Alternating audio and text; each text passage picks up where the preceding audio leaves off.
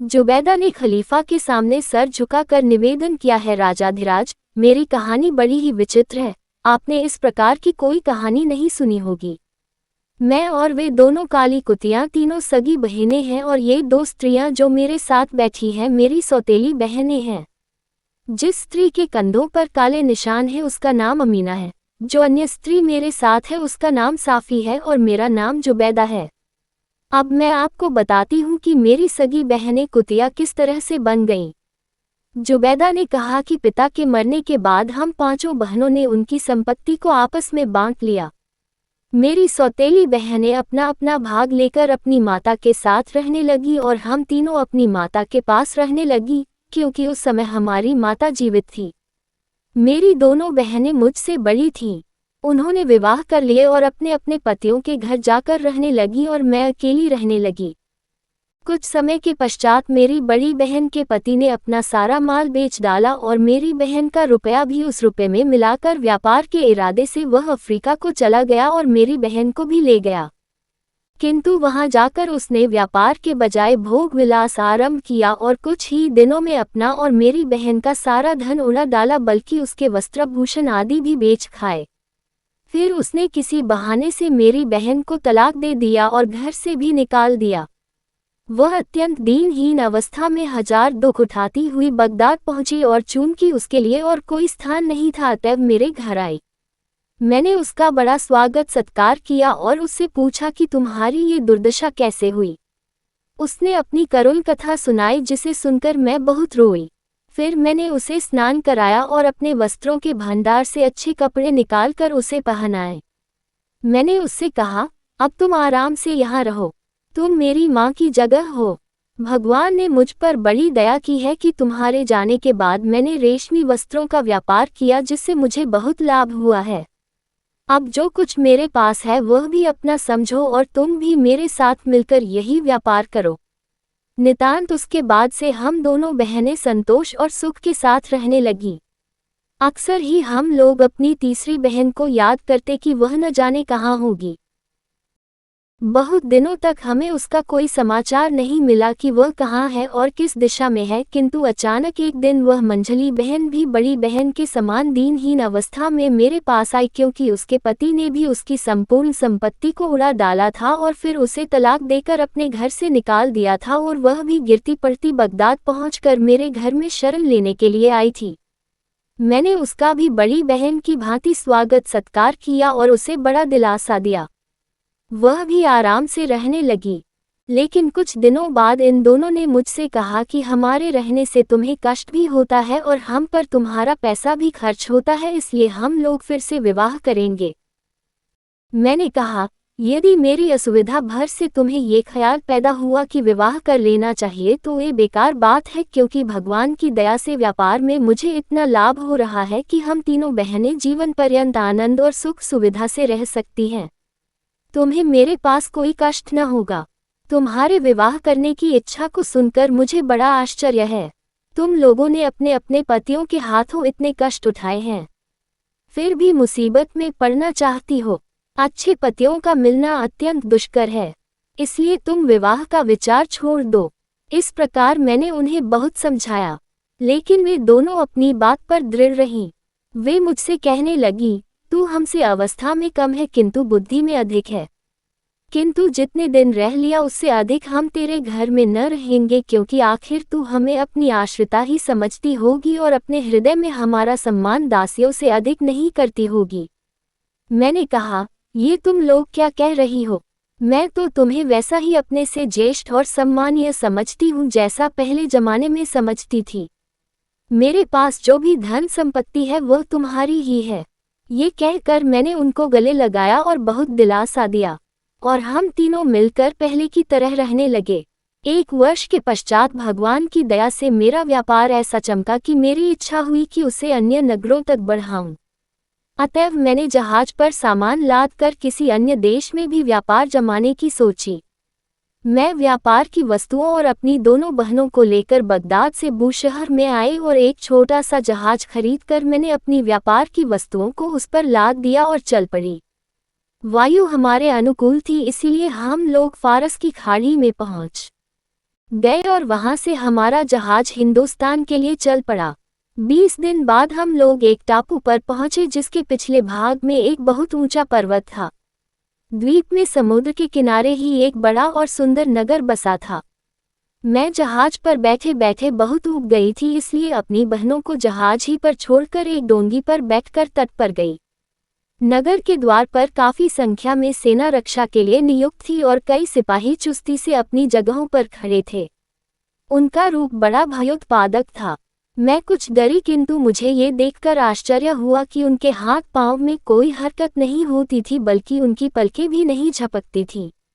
मैं पास पहुंची तो देखा कि सारे सैनिक पत्थर के बने हैं। मैं नगर के भीतर चली गई। वहां भी देखा कि हर चीज पत्थर की है। बाजार की दुकानें बंद थीं। भाड़ों में से भी धुआं नहीं निकल रहा था और न घरों से। चुनांचे मैं समझ गई कि यहाँ भी सब लोग पत्थर के हो गए होंगे। मैंने नगर के एक और एक बड़ा मैदान देखा जिसके एक और एक बड़ा फाटक था और उसमें सोने के पत्थर लगे थे। खुले फाटक के अंदर गई तो एक बड़ा दरवाजा देखा जिस पर रेशमी पर्दा लटक रहा था। स्पष्टता ही वह राजमहल लगता था। मैं पर्दा उठाकर अंदर गई तो देखा कि कई चौबेदार वहां मौजूद हैं, कुछ खड़े हैं कुछ बैठे हैं, किंतु वे सबके सब पत्थर के बने हुए थे। मैं और अंदर गई, फिर वहां से तीसरे भवन में प्रविष्ट हुई। सभी जगह देखा कि जीता जागता कोई मनुष्य नहीं है, जो भी है वह पत्थर का बना हुआ है। चौथा मकान अत्यंत सुंदर बना था। उसके द्वार और जंजीरें सभी सोने के बने हुए थे। मैंने समझ लिया कि यह कक्ष रानी का निवास स्थान होगा। अंदर जाकर देखा कि एक दालान में बहुत से हबशी काले संगमरमर के बने हुए हैं। दालान के अंदर एक सजा हुआ कमरा था जिसमें एक पत्थर की स्त्री सिर पर रत्नजड़ित मुकुट पहने बैठी है। मैंने समझ लिया कि यह रानी होगी। उसके गले में एक नीलम का हार पड़ा था जिसका हर एक दाना सुपारी के बराबर था। मैंने पास जाकर देखा कि इतने बड़े होने पर भी वे रत्न बिल्कुल गोल और चिकने थे। वहां के बहुमूल्य रत्नों और वस्त्रों को देखकर मुझे आश्चर्य हुआ। वहां फर्श पर गलीचे बिछे हुए थे और मसनद और गद्दे आदि अलस कमरवाब आदि बहुमूल्य वस्त्रों के बने हुए थे। मैं वहां से और अंदर गई। कई मकान बड़े सुंदर दिखाई दिए। उन सब से होती हुई एक विशाल भवन में गई जहां एक सोने का सिंहासन पृथ्वी से काफी ऊंचा रखा था और उसके चारों ओर मोतियों की झालरें लटक रही थीं। एक अजीब बात यह थी कि उस सिंहासन के ऊपर से प्रकाश की लपटें जैसी निकल रही थीं। मुझे कौतूहल हुआ और मैंने ऊपर चढ़कर देखा कि एक छोटी तिपाई पर एक हीरा रखा है जिसका आकार शुतुरमुर्ग के अंडे जैसा है और उसमें ऐसी चमक थी कि निगाहें उस पर नहीं ठहरती थीं। प्रकाश की लपटें उसी विशालकाय हीरे से निकल रही थीं। फर्श पर चारों ओर तकिए रखे थे और एक मोम का दिया जल रहा था। उसे देखकर मैंने जाना कि वहां कोई जीवित मनुष्य होगा, क्योंकि दिया बगैर जलाए नहीं जलता। मैं घूमते घामते दफ्तरखानों और गोदामों में गई जिनमें बड़ी मूल्यवान वस्तुएं रखी थीं। इस सब को देखकर मुझे ऐसा आश्चर्य हुआ कि मैं जहाज और अपनी बहनों को भूल गई और इस रहस्य को जानने के लिए उत्सुक हुई कि इस जगह के सारे लोग पत्थर के क्यों बन गए। इसी तरह घूमने फिरने में मुझे समय का ख्याल न रहा और रात हो गई। मैं परेशान हुई कि अंधेरे में कहाँ जाऊंगी। अतएव जिस कक्ष में हीरा रखा था मैं उसी में चली गई। वहां जाकर लेटी रही और सोचा कि सुबह होने पर अपने जहाज पर चली जाऊंगी। किंतु वह अद्भुत और निर्जन स्थान था, इसलिए मुझे नींद न आई। आधी रात को मुझे कुछ ऐसी आवाज आई जैसे कोई मधुर स्वर से कुरान का पाठ कर रहा हो। मैं ये जानने को उत्सुक हुई कि यह जीवित मनुष्य कौन है। मोम का एक दीपक उठाकर चल दी और कई कमरों को लांघने के बाद उस कमरे में पहुंची जहां से कुरान पाठ की ध्वनि आ रही थी।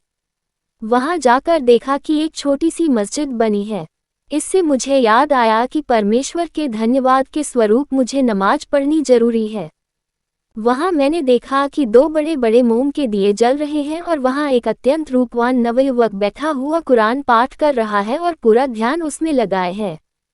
मुझे उस युवक को देखकर अतीव प्रसन्नता हुई, क्योंकि पत्थर के मनुष्यों की भीड़ देखने के बाद वह अकेला आदमी देखा था जो जीता जागता था।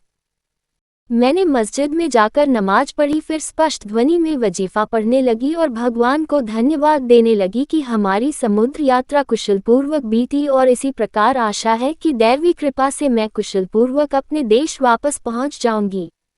उस नवयुवक ने मेरी आवाज सुनकर मेरी ओर देखा और कहा, हे सुंदरी, मुझे बताओ कि तुम कौन हो और इस सुनसान नगर और महल में कैसे आ गई हो। इसके बाद मैं तुम्हें अपनी बात बताऊंगा कि मैं कौन हूँ और यह भी बताऊंगा कि इस नगर के निवासी पत्थर के क्यों हो गए। मैंने उसे अपना हाल बताया कि किस तरह मेरा जहाज 20 दिन की यात्रा के बाद यहाँ के तट पर पहुँचा और वहाँ से अकेली उतरकर मैं किस तरह इस महल में आए और यहाँ क्या क्या देखा। मैंने उससे कहा कि आप, जैसा आपने अभी वादा किया है, मुझे अपना हाल बताएं और यहाँ की अद्भुत बातों का भी रहस्य उद्घाटन करें। उस युवक ने मुझे कुछ देर प्रतीक्षा करने को कहा। फिर उसने कुरान का निर्धारित पाठ भाग पढ़ना खत्म करके कुरान को एक जरी के वस्त्र में लपेटा और उसे एक आले में रख दिया।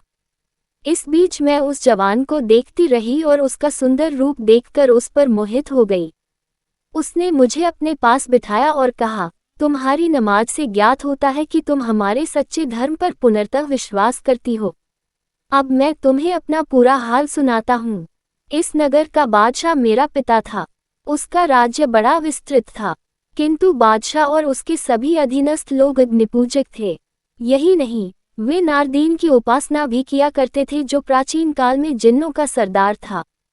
यद्यपि मेरा पिता और उसके साथी अग्निपूजक थे, किंतु मैं बचपन से ही मुसलमान था। कारण ये था कि मेरे लालन पालन के लिए जो दाई रखी गई थी वह मुसलमान थी। उसने मुझे सारा कुरान कंठाग्र करा दिया। उसने मुझे शिक्षा दी कि केवल एक ईश्वर ही पूज्य है, तुम उसे छोड़कर किसी और को न पूजना। उसने मुझे अरबी भी पढ़ाए और तफसीर कुरान की व्याख्या की भी शिक्षा दी। ये सारा काम उसने दूसरों से छुपाकर किया। कुछ दिन बाद दाई तो मर गई, किंतु मैं उसके बताए हुए धर्म पर दृढ़ रहा। मुझे इस बात का बड़ा दुख होता है कि मेरे सारे देशवासी अग्निपूजक और जिन के उपासक हैं।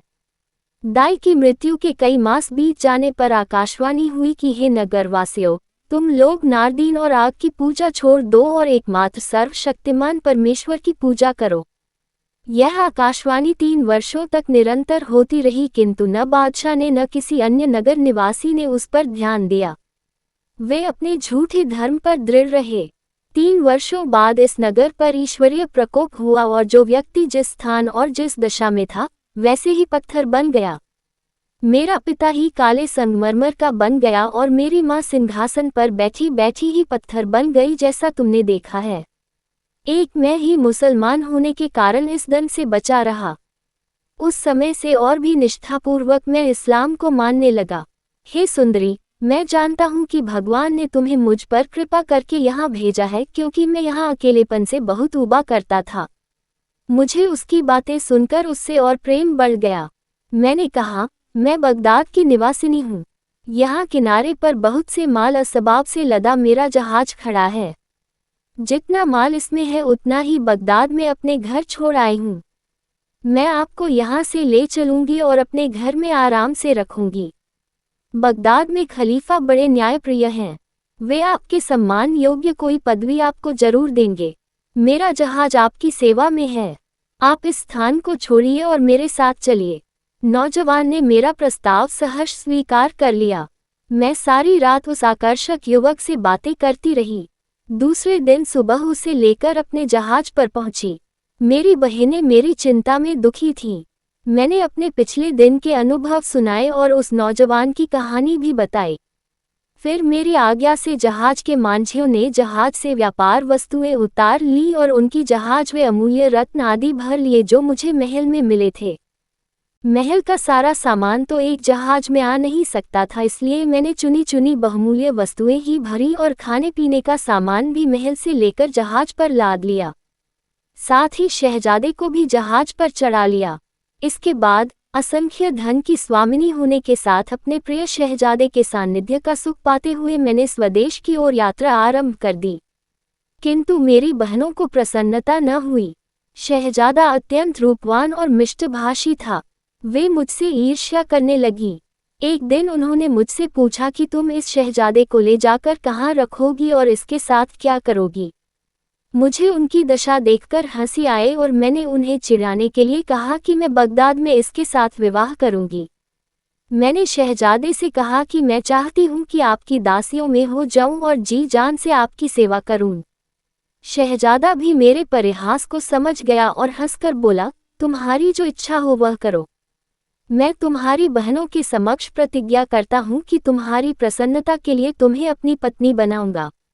दासी होने की बात न करो, मैं तो स्वयं तुम्हारा दास बन जाऊंगा। ये सुनकर मेरी बहनों के चेहरे का रंग उड़ गया और उनके हृदय में मेरे लिए घोर शत्रुता जागृत हो गई। सारी यात्रा उनकी यही दशा रही, बल्कि उनका वैर भाव बढ़ता ही गया। जब हमारा जहाज बूशहर के इतना समीप आ गया कि अनुकूल वायु होने पर वहां एक दिन में पहुंच जाता, तो रात को जब मैं गहरी नींद सो रही थी, मुझे और शहजादे को उठाकर समुद्र में फेंक दिया। शहजादा बेचारा तो उसी समय डूब गया क्योंकि तैरना नहीं जानता था, लेकिन मैंने पानी में गिरते ही उछाल मारी और तैरने लगी। मेरी आयु पूरी नहीं हुई थी, इसलिए मैं अंधेरे में भी संयोग से ठीक दिशा में बढ़ने लगी और कुछ घंटों में एक उजाड़ द्वीप के तट पर जा लगी। बूशहर का बंदरगाह उस स्थान से 10 कोस दूर था। मैंने अपने कपड़े उतार कर सुखाए और फिर उन्हें पहन लिया। इधर उधर घूमकर देखा तो कुछ फलों के वृक्ष दिखाई दिए। मैंने पेट भर फल खाए, फिर एक मीठे पानी के स्रोत से जल पीकर अपनी थकान दूर की थी। फिर एक पेड़ के साए में जाकर लेट गई। कुछ देर बाद मुझे एक लंबा सांप दिखाई दिया जिसके शरीर में दोनों ओर पंख भी लगे हुए थे। वह सांप पहले मेरी दाहिनी ओर आया और फिर बाईं ओर, और इस सारे समय अपनी जीभ लपलपाता रहा। मैंने इससे जाना कि इसे कुछ कष्ट है और यह मेरी सहायता चाहता है। मैंने उठकर चारों ओर दृष्टिपात किया। मुझे दिखाई दिया कि एक दूसरा सांप उसके पीछे पड़ा है और उसे खाना चाहता है। मैंने पहले सांप को बचाने के लिए एक बड़ा पत्थर उठाकर बड़े सांप के सिर पर मारा, जिससे उसका सिर फट गया और वह वहीं मर गया। पहला सांप अब पंख खोलकर आसमान में उड़ गया। मुझे ये सब देखकर आश्चर्य हुआ, किंतु मैं बहुत थकी थी, इसलिए वहां से कुछ दूर एक सुरक्षित स्थान पर जाकर सो रही। जागने पर देखा कि एक हरितवसना सुंदरी मेरे सिरहाने 2 काली कुतियां लिए बैठी है। मैं उसे देखकर खड़ी हो गई और उससे पूछा कि तुम कौन हो। उसने कहा, मैं वही सांप हूँ जिसकी जान उसके दुश्मन से तुमने बचाई थी। अब मैं चाहती हूँ कि जो उपकार तुमने मेरे साथ किया है उसका बदला तुम्हें दूं। उसने कहा कि मैं वास्तव में एक परी हूँ। यहाँ से जाने के बाद मैं अपनी जाति बहनों यानी परियों को साथ में लेकर तुम्हारे जहाज पर गई, जहाँ हम लोगों ने तुम्हारी बहनों को, जिन्होंने तुम्हारे उपकार का बदला तुम्हारी जान लेने का प्रयत्न करके दिया था, कुतिया बना डाला। तुम्हारे जहाज का सारा माल उठाकर बगदाद में तुम्हारे घर पहुंचा दिया और जहाज को वहीं डुबो दिया। ये कहने के बाद उस परी ने एक हाथ से मुझे उठाया और दूसरे से दोनों कुतियों को, और उड़कर हम सबको बगदाद में मेरे मकान के अंदर पहुंचा दिया। वहां पर परी ने मुझसे कहा कि मैं ईश्वर की सौगंध खाकर कहती हूँ कि तुम्हारी बहनों की सजा पूरी नहीं हुई है। मेरी आज्ञा है कि तुम हर रात उन्हें 100 कोड़े लगाना, और तुमने यह बात न मानी तो तुम्हारा सब कुछ बर्बाद हो जाएगा। वैसे हम परियां तुम्हारी मित्र हो गई हैं और तुम जब भी हमें बुलाओगी हम आ जाएंगे। जुबैदा ने कहा कि मैं उस परी की आज्ञानुसार हर रात को अपनी बहनों को, जो कुतियां बनी हुई हैं, 100 कोड़े मारती हूँ, लेकिन खून का जोश भी काम करता है, इसलिए रोती हूँ और उनके आंसू पोंछती हूँ। अब अमीना की कहानी उसके मुंह से सुनिए। खलीफा को यह वृतांत सुनकर बड़ा आश्चर्य हुआ। उसने अमीना से पूछा कि तुम्हारे कंधों और सीनों पर काले निशान क्यों हैं? उसने ये बताया,